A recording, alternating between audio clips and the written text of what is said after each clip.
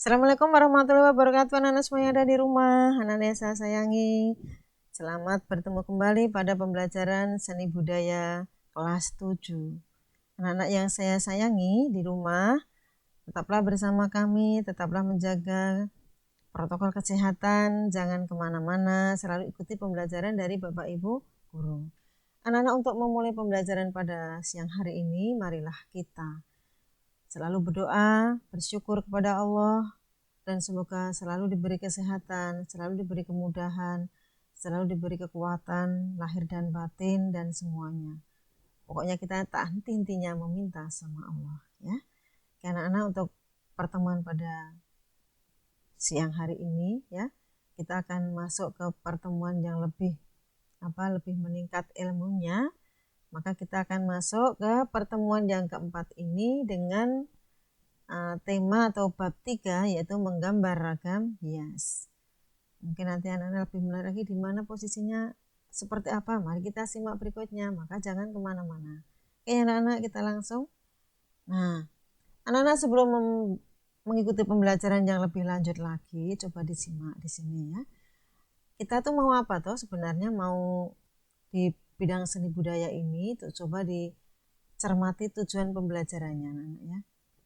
Tujuan pembelajaran di bidang seni budaya pada tema menggambar ragam hias, yaitu siswa memahami dan bisa membuat karya seni ragam hias dengan teknik manual atau digital. Jadi anak-anak diharapkan nanti setelah memahami ini bisa mempraktekkan. Tidak usah mikir kita nanti baik apa tidak, kita mencoba ya. Jadi kita selalu mencoba. Apa tujuannya, kemudian apa maksudnya, itu penting sekali kalau mau buka buku. Tujuannya apa? Baru kita akan sampaikan. Ya anak-anak, kita akan lanjut ke berikutnya. Coba disimak lagi, jangan kemana-mana. Nah, anak-anak perhatikan pengertian ragam hias di sini. Apa toh pengertian ragam hias? Ya, bahwa ragam hias itu adalah bentuk dasar hiasan yang umumnya diulang-ulang sehingga menjadi pola dalam suatu karya, kerajinan atau kesenian. Seulang. Pengertian ragam hias adalah bentuk dasar hiasan yang umumnya diulang-ulang sehingga menjadi pola dalam suatu karya kerajinan atau kesenian. Siapa tahu nanti terus ulangan. Nah, ya kita ulang biar anak lebih mantap lagi. Berikutnya anak-anak, kita masuk ke motif ragam hias ya. Yang dari kita ucapkan tadi, sebenarnya ada berapa toh motif ragam hias di seni budaya itu. Nah, nanti akan saya berikan kurang lebih 5 macam dan sebenarnya masih banyak ya anak-anak. 5 macam nanti kita tekuni benar ya, kita simak dengan baik, semoga nanti bisa merangkum semuanya. Motif ragam hias yang pertama ini saya akan berikan contoh motif ragam hias yang motif motif flora, Motif flora ini biasanya dari lingkungan fakultas ya, bunga, tumbuhan, daun. Jadi motif ini yang akan tertempel di kain itu bentuknya seperti itu. Kalau yang flora. Kemudian motif berikutnya ada motif fauna. Nah, ya. Motif fauna itu motif yang berasal dari binatang atau hewan. Namanya fauna. Kalau nanti binatang yang baru hinggap, tidak masalah ya, di tumbuhan baru hinggap, yang penting ada binatangnya. Berarti motifnya motif binatang atau fauna. Kemudian akan ada lagi di sini motif campuran flora dan fauna. Coba kamu lihat kan yang ada motif flora dan fauna yang mana, nanti akan saya tanyakan di sini, coba dicermati. Kamu simak di lingkungan kalian sendiri di rumah, kalau punya batik yang bermotif apa disimak ya. Ini adalah motif flora dan fauna, ada burung, ada daun, ada bunga, ada pohon, nah namanya campuran.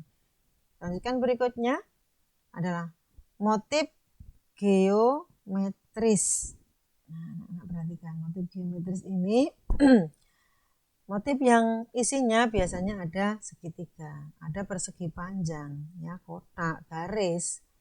Itu namanya motif geometris. Seperti kalau batik parang barong, parang tritis, ya. Kemudian kawung dan sebagainya. Di sini Tirto Tirjo nanti akan masuk di geometris ini. Oke, kita lanjutkan anak-anak, mungkin akan lebih memahami lagi motif yang berikutnya.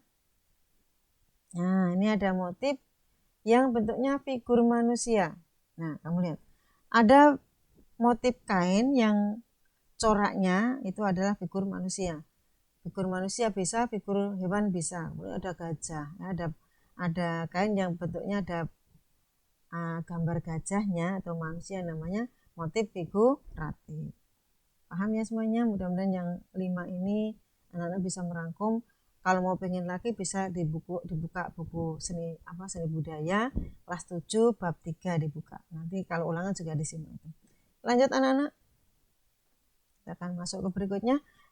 Yang harus diperhatikan dalam menggambar ragam hias antara lain, coba diperhatikan. 1. Memperhatikan pola bentuk ragam hias yang akan digambar. Yang kedua, persiapkan alat dan media gambar. Kemudian tentukan aturan pola gambar yang akan dibuat. Buatlah sketsa di dalam salah satu kota atau bidang yang telah dibuat sebelumnya. Kemudian buat bentuk yang sama atau bisa diciplak pada bidang yang lain.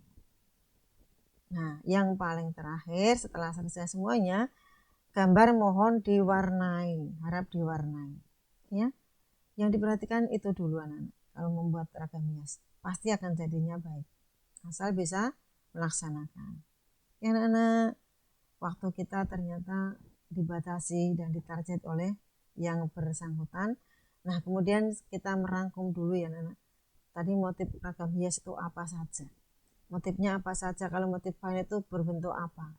Kalau motif flora berbentuk apa? Nah, kadang-kadang kita rangkum di situ.